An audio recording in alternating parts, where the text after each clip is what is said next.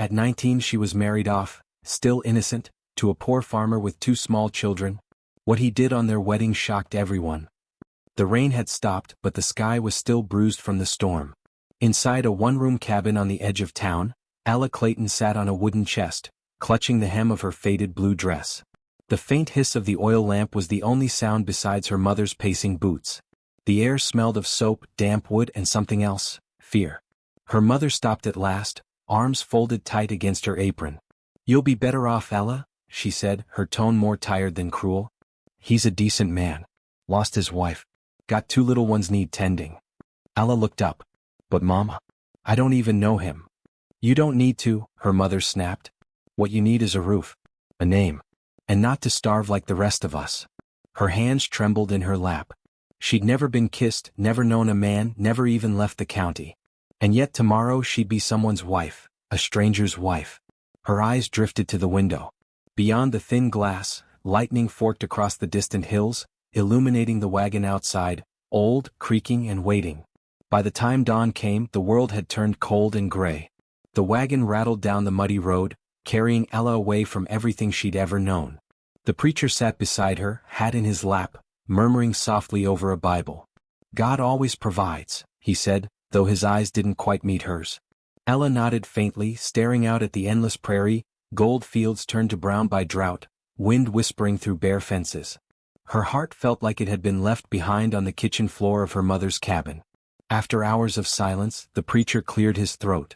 "He's a good man, Ella. Hard-working. Quiet, yes, but honest. Jacob Holt won't hurt you." "Then why does everyone speak his name like a warning?" she asked quietly. The preacher didn't answer. They reached the Holt homestead near sundown. A weathered fence stretched across a wide, empty plain. The farmhouse stood small and worn, its roof sagging, its porch half collapsed on one side. But smoke rose from the chimney and that meant warmth at least. Jacob Holt stood by the gate when they arrived. He was older than she'd expected, early 30s perhaps, with a strong build, sun-darkened skin, and eyes the color of cold river stone. His shirt was patched, his hands rough and scarred. 2 children peeked from behind his legs, a little boy clutching a toy horse and a girl sucking her thumb, hair tangled like wildflowers. Ella swallowed hard. Her throat felt dry. Jacob nodded once. "You must be Ella." "Yes, sir." Her voice was barely a whisper. He looked her over, not with hunger, not even curiosity, but something sadder. Like a man studying a photograph of someone long gone. The preacher forced a weary smile. "Well then, no need to delay. Let's make it official." Inside the house, the air smelled faintly of wood smoke and lard. There was a table with 2 chipped plates, a broom leaning against the wall, and a small framed picture, a woman holding a baby. The late Mrs. Holt, Ella realized. The preacher opened his Bible. His voice trembled as he read the vows. Jacob stood tall and still, hat clutched in his hands. Ella's heart pounded so hard she could barely hear the words. When it was her turn to repeat them, her lips quivered. I take thee, Jacob Holt, to be my lawful husband." Her voice caught on the word husband. She forced herself to go on. When the preacher closed the book and said, "You may kiss the bride," the silence was so heavy that even the wind outside seemed to hold its breath. Jacob didn't move. He looked at her for a long moment, then turned toward the children. "Say good night to your new ma," he murmured. The boy gave a small wave. The girl hid her face in his coat. The preacher smiled weakly, though even he looked uncomfortable. "Well, that's that," he said, packing up his things. "God bless this union." When he was gone, Ella stood by the fire, unsure what to do with her hands, her dress, her very self. Jacob cleared his throat. "There's supper on the stove. I'll sleep out with the mule tonight. You can take the room at the back." Ella's mouth fell open. "But, sir, it's our wedding night." He froze at the door, his shoulders stiff. "I know what night it is," he said quietly. "You don't need to worry. I don't expect anything from you." Before she could reply, he stepped out into the dark. The fire crackled. Somewhere in the yard, a horse stamped its hoof. The children's faint breathing echoed from the other room. Ella sat at the table, untouched stew cooling in front of her. She looked around at the bare walls, the lonely silence, the empty chair where her husband should have been. And in that moment she understood something cruelly simple. She hadn't been married for love, or even for companionship. She'd been traded, for safety, for labor, for the promise of a home that wasn't hers. A tear slipped down her cheek and splashed into the stew. Outside, thunder rumbled once more, rolling across the fields like a warning. And somewhere beyond that sound, a man sat alone under the barn roof, staring into the rain, haunted by a wife buried on that same land, and a girl he'd just vowed to protect, though he didn't yet know how. The wind howled across the plains that night, rattling the loose shutters of the Holt farmhouse. Inside, the single oil lamp flickered weakly, throwing restless shadows against the wooden walls. Ella stood by the window, fingers twisting the hem of her nightdress. The room smelled faintly of soap, pine, and cold air sneaking in through the cracks.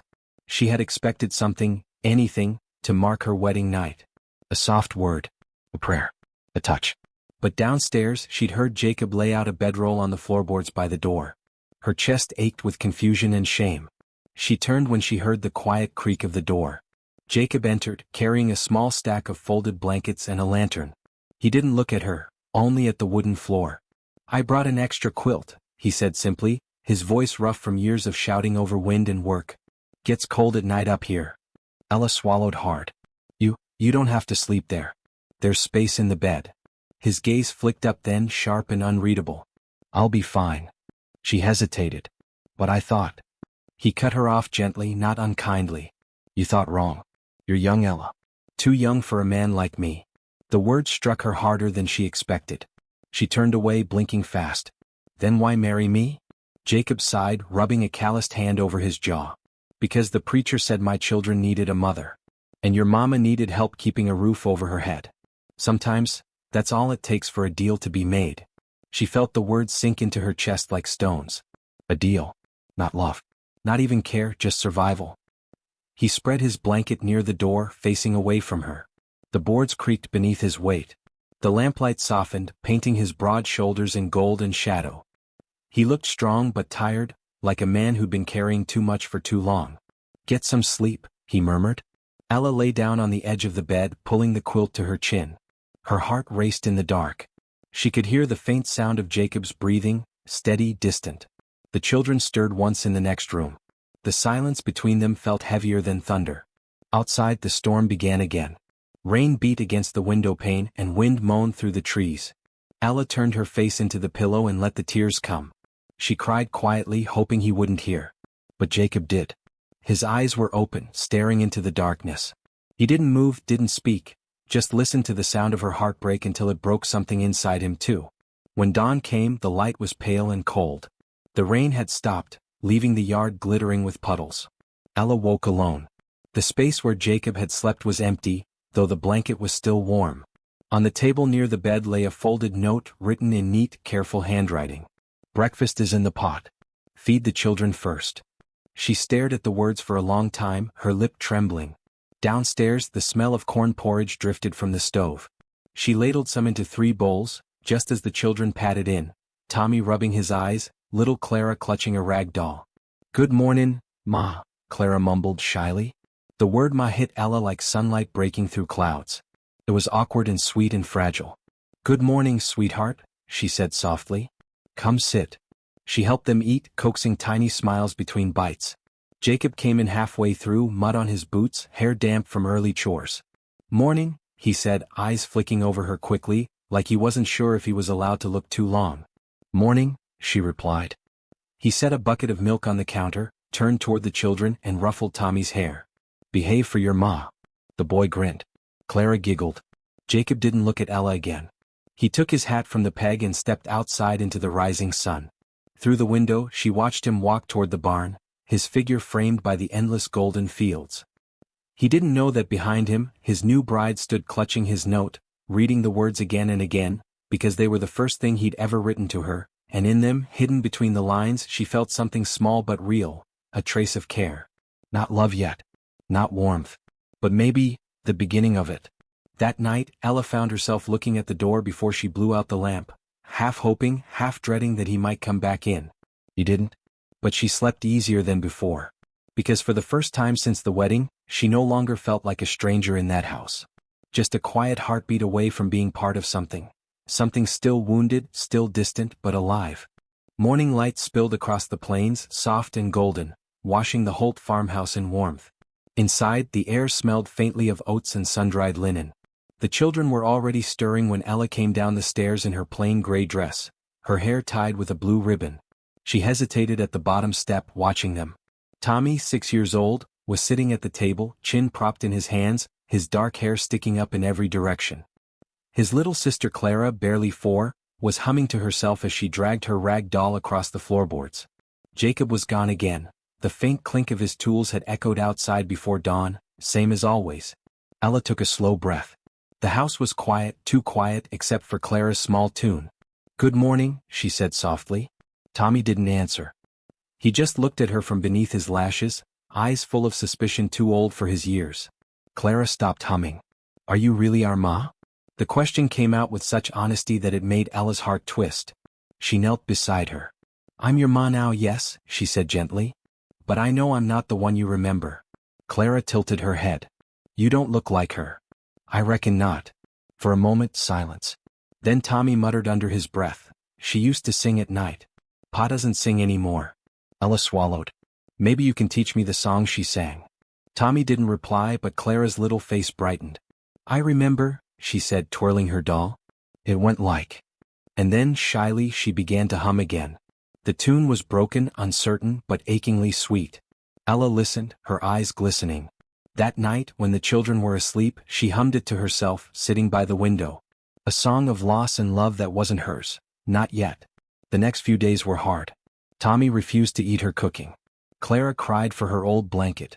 Every time Jacob came in from the fields, the children clung to him and Ella stepped back, feeling like an intruder. She tried her best. Washed their clothes, mended Tommy's torn shirt, read to them from a Bible she barely understood. Still, they watched her with wary eyes, not cruel, just uncertain. One afternoon, as she hung laundry on the line, she heard a crash inside. "Tommy?" Clara screamed. Ella ran in to find the boy standing over a broken jug, water spilling across the floor.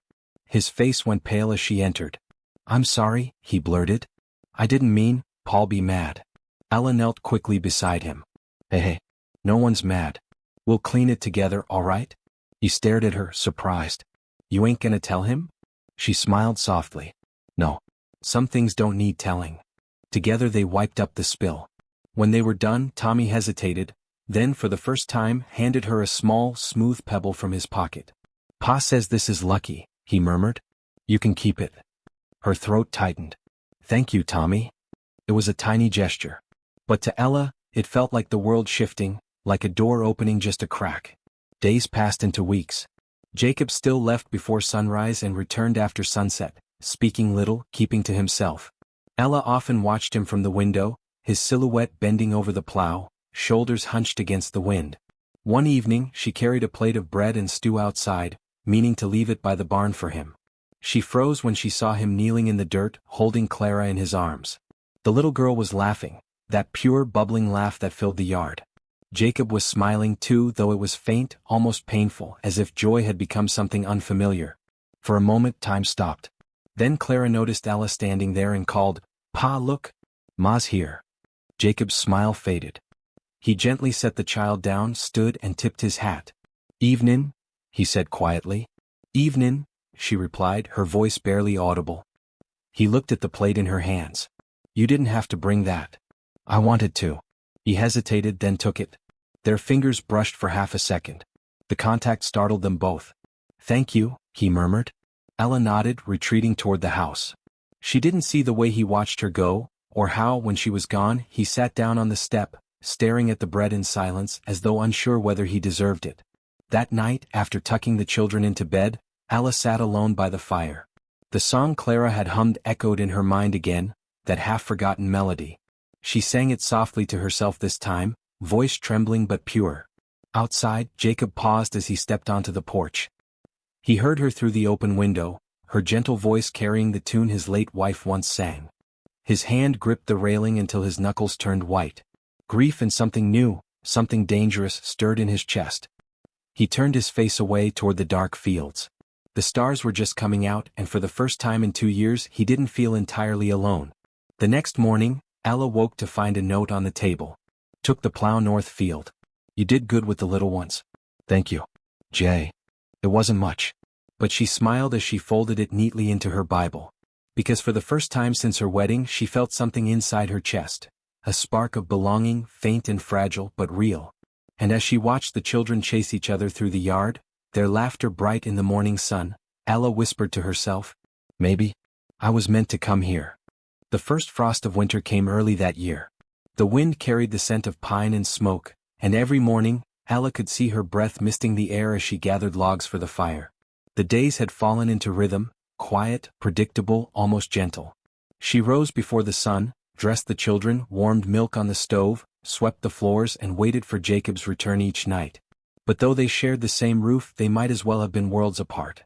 Jacob spoke only of work, the fence that needed mending, the field that refused to yield. He was kind, always respectful, but never close.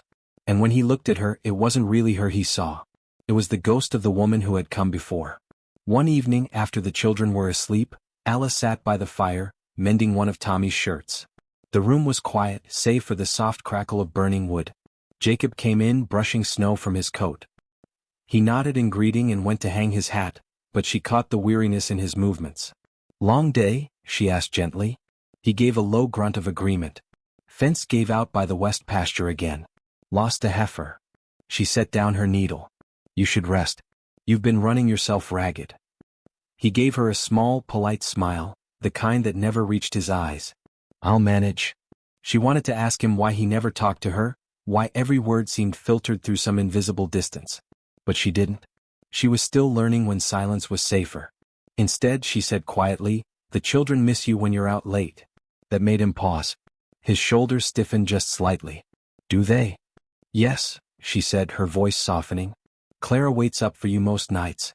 Tommy pretends he doesn't, but he does." Jacob turned toward the fire, his expression unreadable. "I'm no good to them if the land goes under." Ella hesitated, then rose from her chair. She walked to him, slow, uncertain, until she stood just a few feet away. "They don't need a rich father," she said. "They just need you." For the first time he looked at her, really looked.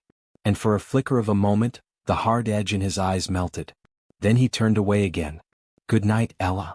That night she couldn't sleep. The bed felt too big, too cold. Through the thin wall, she could hear Jacob moving restlessly in the next room. When she finally drifted off, she dreamed of him standing in the doorway, his face hidden in shadow, whispering words she couldn't quite hear. She woke before dawn, heart pounding. The fire had gone out. The house was silent. The next evening, as snow began to fall thick and white, Ella stepped out onto the porch to bring in the wash. She stopped when she heard voices, low and familiar. Jacob was speaking with Pastor Harlan, the same man who had brought her here. She froze in the shadows, unseen. Jacob quietly. "I can't do it, Harlan. She's just a girl. I married her to give the children a mother, not to share my bed." "Harlan. She's your wife, Jacob. You made vows before God." "Jacob. I made them for their sake. Not mine. Not hers." There was a long pause, wind moaning softly through the trees. "Harlan. You're punishing yourself for what happened to Mary. But she's gone. You're still here." Jacob's voice broke just slightly when he spoke again. "Jacob. I buried my wife with my heart, preacher. And I'll not take another woman just to fill the emptiness she left behind." The pastor sighed. "And what about the girl? She didn't ask for this life." Jacob didn't answer. Footsteps crunched in the snow as the pastor left. Jacob stood alone, shoulders hunched, staring into the dark. Ella pressed a hand over her mouth to stifle her sob. The cold bit through her dress, but she didn't feel it. She turned and ran quietly inside, heart splintering with every step. That night she didn't light the lamp. She sat on the edge of her bed, the room lit only by moonlight spilling through the window. Tears slipped silently down her cheeks. He didn't love her. He didn't even see her. She was a caretaker, a helper, a shadow in a house built for someone else's memory. And yet, she couldn't bring herself to hate him. Because when she'd seen him kneeling by Clara's bed earlier that week, his rough hand brushing his daughter's hair from her face, there had been such tenderness in his touch that she knew. He wasn't cold by nature. He was wounded. And maybe God had sent her not to be loved, but to help him remember how to love again. When Jacob came inside later that night, snow melting in his hair, he paused by her door. The faint light from the moon fell on her sleeping form, her face still streaked with dried tears.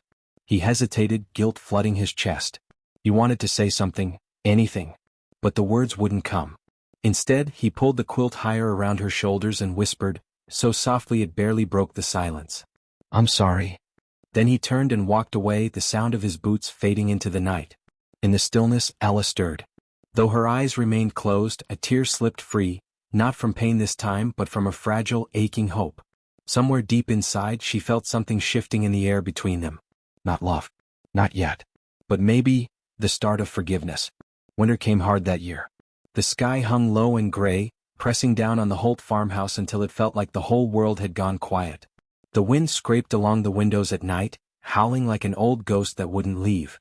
Inside, Ella tried to keep warmth in the air, baking bread, mending clothes, keeping the fire fed. But the cold always crept back in. And then one night the fever came. It began with Clara's cough. A soft, pitiful sound in the dark that pulled Ella from sleep. She rushed to the child's bedside and found her burning hot to the touch, skin flushed, breath shallow. "Jacob," she cried, her voice breaking the silence. Moments later, Jacob appeared in the doorway, hair mussed, eyes wide with alarm.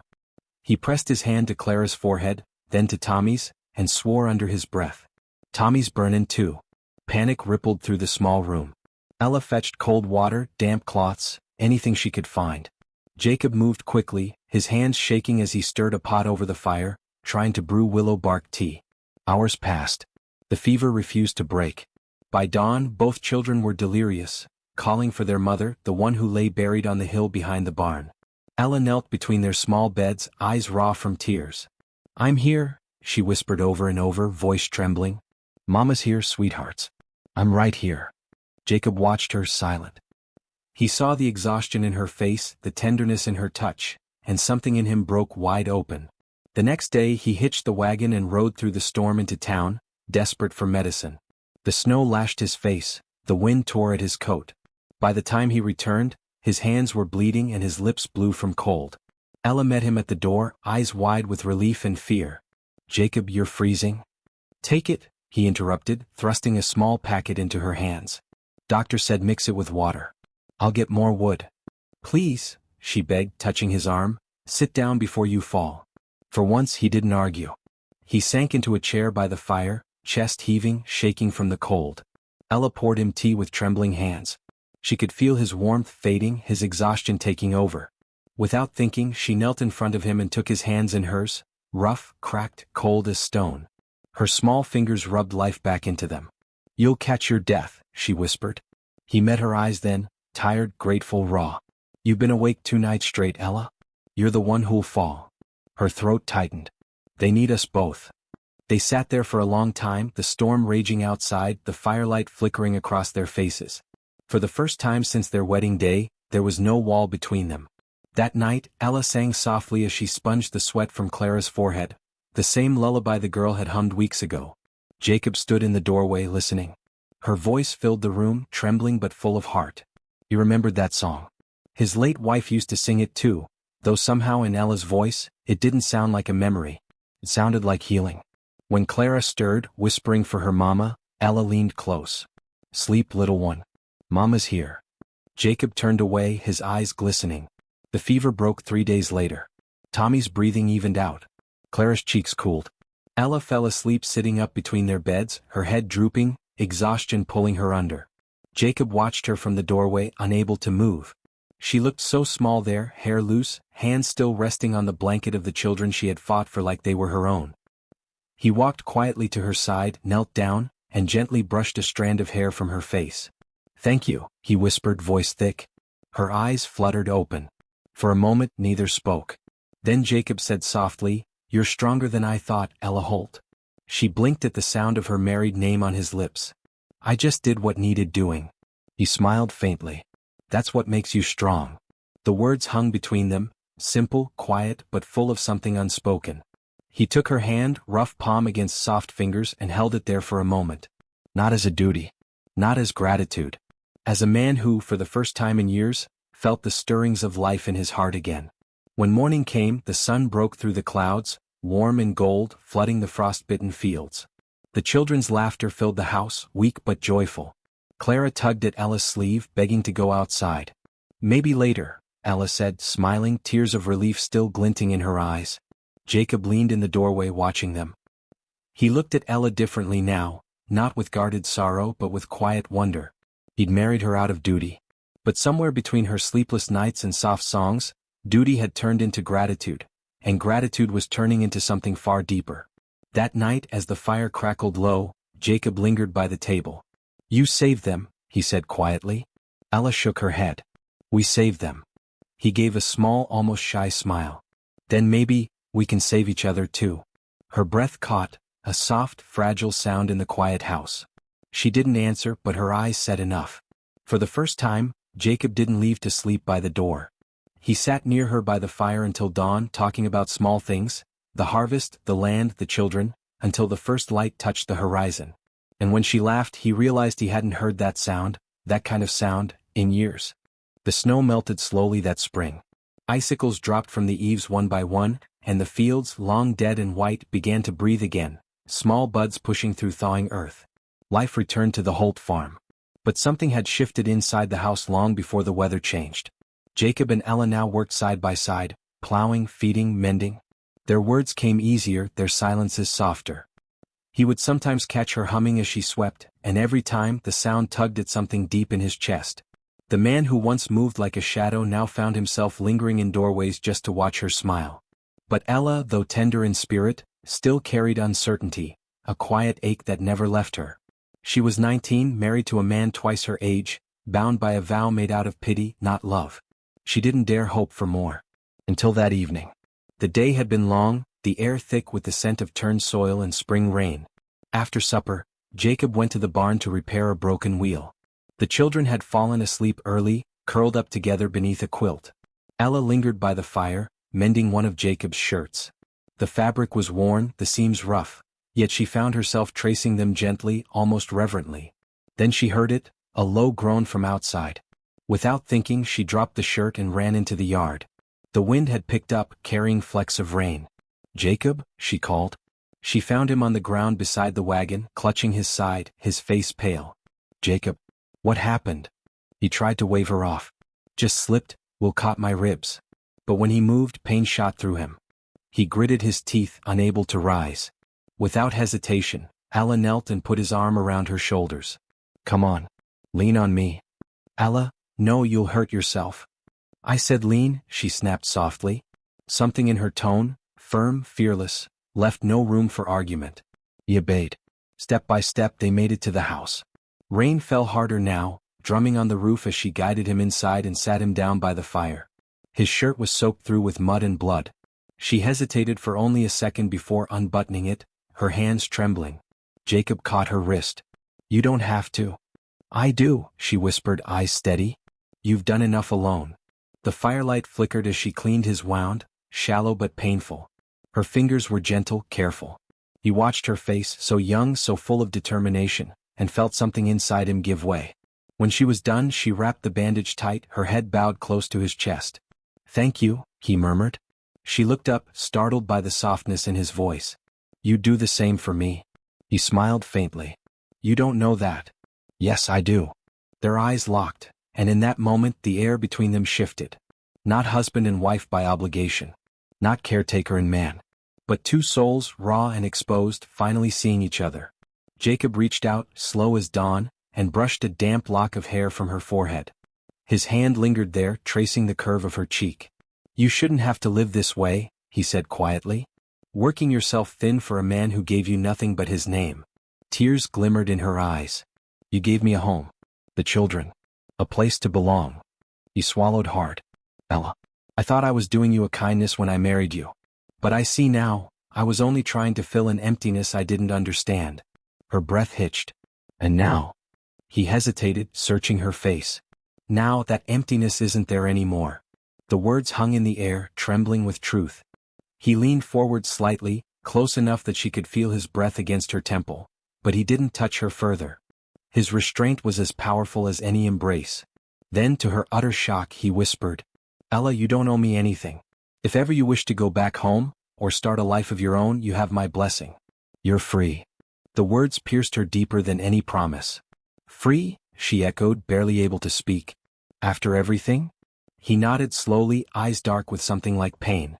"I won't be the man who keeps you bound when you deserve a life of choice." She stared at him, tears streaming down her cheeks, not from sorrow but from disbelief. "Jacob," she whispered, voice breaking, "that's the kindest thing anyone's ever said to me." Then before she could think, she leaned forward and wrapped her arms around him. He froze for a heartbeat, then held her back, his large hand cradling her head. The embrace was wordless, trembling, full of years of silence finally cracking open. Later that night, when the rain stopped and the house grew quiet, Jacob lay awake on the couch while Ella sat beside the fire. She thought about what he'd said, about freedom, about choice. And she realized something astonishing. She didn't want to leave. Not because she owed him, but because she loved him. Loved his quiet strength. His hands rough from work. The way he looked at his children. The way he let her choose when no one else ever had. The shock of his words hadn't been in what he'd offered, but in what they revealed. Jacob Holt, the man she'd once feared, had given her the rarest gift of all, respect. And in that she'd found her heart. Morning came softly.